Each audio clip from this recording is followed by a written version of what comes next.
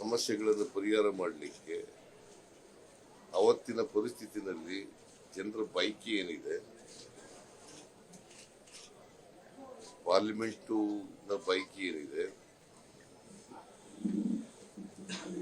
ಇದಕ್ಕೆ ಅನುಗುಣವಾಗಿ ತಿದ್ದುಪಡಿಗಳಾಗಿದ್ದಾವೆ. ಇತ್ತೀಚಿನ ಕೆಲವು ಬೆಳವಣಿಗೆಗಳನ್ನು ನೋಡಿದಾಗ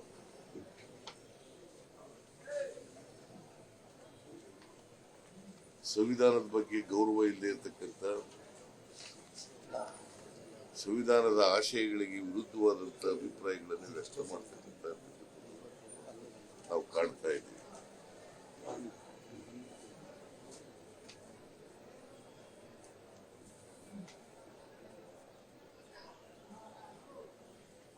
ಬಾಬಾ ಸಾಹೇಬ್ ಅಂಬೇಡ್ಕರ್ ಅವರು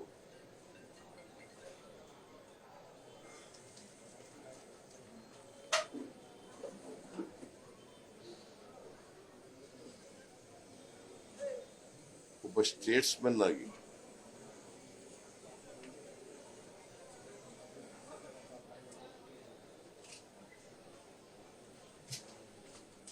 ಸಮಾಜದ ಎಲ್ಲ ಜನರಿಗೆ ನ್ಯಾಯ ಕೊಡ್ತಕ್ಕಂಥ ಕೆಲಸವನ್ನು ಮಾಡಿದ್ದಾರೆ.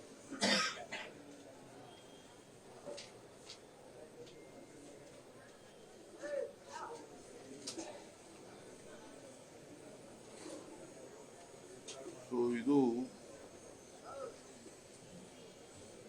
ಈ ಜಾಥಾದ ಮೂಲಕ ಏನು ಸಮಾಜದಲ್ಲಿ ತಪ್ಪು ಮಾಹಿತಿಗಳನ್ನು ಕೊಡ್ತಕ್ಕಂಥದ್ದು, ತಪ್ಪು ಅಭಿಪ್ರಾಯಗಳನ್ನ ಕೊಡ್ತಕ್ಕಂಥದ್ದು,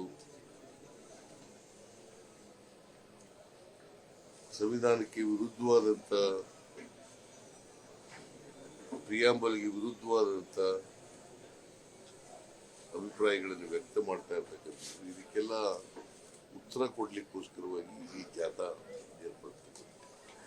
ಮಾಡ್ತಾ ಇರ್ತಕ್ಕಂಥ.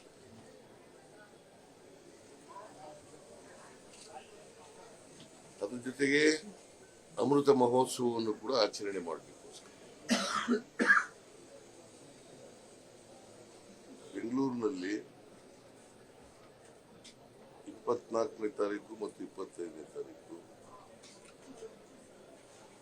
ದೊಡ್ಡ ಮಟ್ಟದ ಅಂತಾರಾಷ್ಟ್ರೀಯ ಮಟ್ಟದ ವಿಚಾರ ಸಂಕಿರಣ ಸಮಾವೇಶ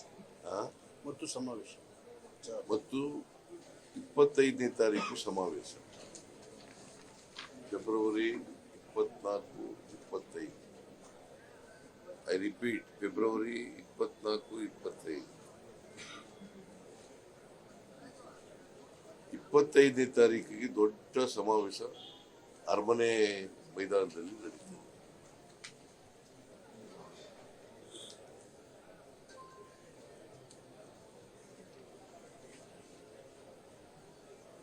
ಸೊ ಅಷ್ಟೊತ್ತಿಗೆ ಎಲ್ಲ ಗ್ರಾಮ ಪಂಚಾಯತಿಗಳಲ್ಲೂ ಕೂಡ ಜಾಥಾ ನಡೆದಿರ್ತದೆ. ಸೋಷಿಯಲ್ ವೆಲ್ಫೇರ್ ಡಿಪಾರ್ಟ್ಮೆಂಟ್ ಯಾರನ್ನ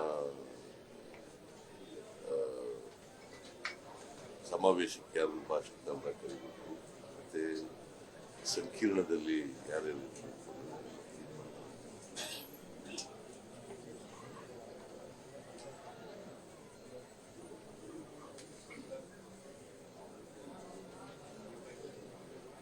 ಕೆಲವರು ನಾವು ಅಧಿಕಾರಕ್ಕೆ ಬಂದ್ರೆ ಸಂವಿಧಾನ ಬದಲಾಯಿಸ್ತೀವಿ ಅಂತ ಹೇಳ್ತಾರೆ.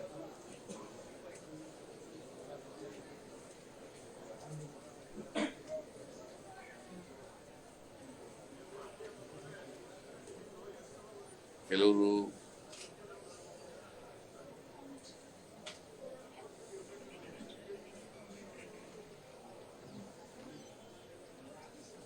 ಸಂವಿಧಾನ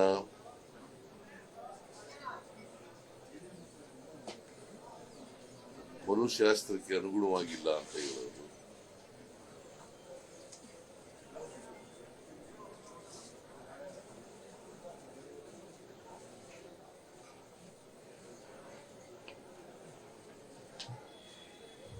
ಇವೆಲ್ಲ ಇವಕ್ಕೆ ಉತ್ತರ ಕೊಡ್ಬೇಕಲ್ಲ, ಇವಕ್ಕೆಲ್ಲ ಉತ್ತರ ಕೊಡೋಕೆ ಸಿಗ್ಬೇಕಲ್ಲ.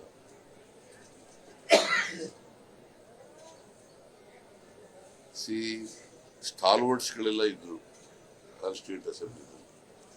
ರಾಜೇಂದ್ರ ಪ್ರಸಾದ್ ಅಧ್ಯಕ್ಷರಾಗಿದ್ದರು, ನೆಹರು ಇದ್ರು, ವಲ್ಲಭಾಯ್ ಪಟೇಲ್ ಇದ್ರು, ರಾಜಾಜಿ ಇದ್ರು, ಅಂಬೇಡ್ಕರ್ ಇದ್ರು,